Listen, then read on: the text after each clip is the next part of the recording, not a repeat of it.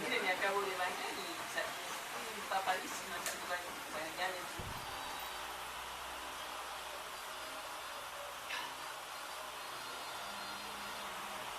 La Niña is the natural cooling of the tropical equatorial ocean.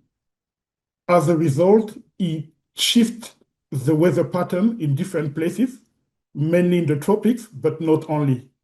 Now, when we have La Nina, what tends to happen in some region, let's say Australia, let's say West Africa, let's say Colombia, it corresponds with wet condition. In other places, like the southern part of the United States, it corresponds to a drought condition.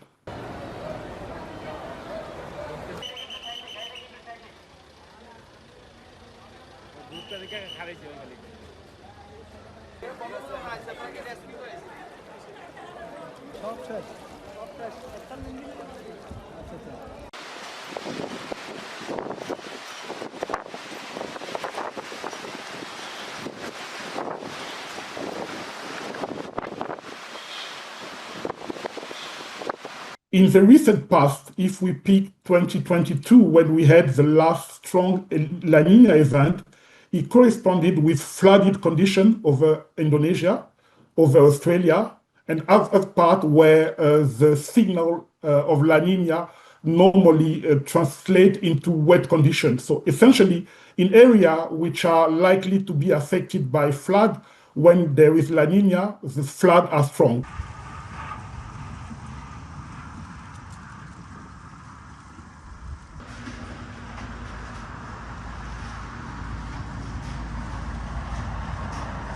We need to be cautious here because the one thing our report is doing is to indicate when La Nina is likely to emerge, but what we need to clarify is how strong will be La Nina. We don't know yet because it's too early to try to give an indication of the strength, because depending on the strength, although every La Nina event has its own consequences, but if we are facing a strong, a medium or a weak, the response will be different or the impact will be different.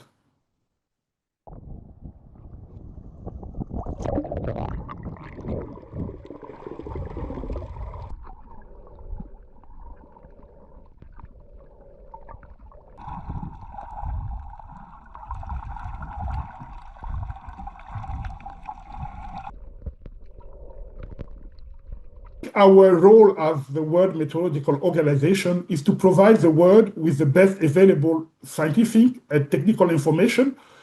Now, our tool allows us to provide that response 3 months in advance, 4 months in advance, but the accuracy depends also on many factors. But what we want to make sure of, we provide the information, and every month we will revisit the information to confirm or change the signal. But again, what we want people, because preparing for La Nina and consequences require long lead time. So the earliest, the soonest we provide the information, the better is for many countries to try to prepare.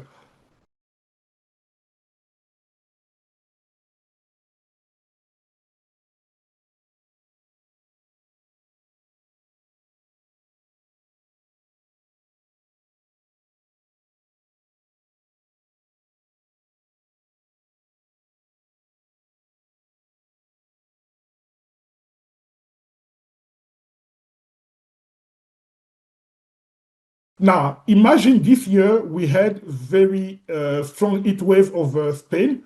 if La Nina is confirmed, which normally correspond to drought condition, on the top of a year where we had heat wave, we add drought, the consequences might be serious.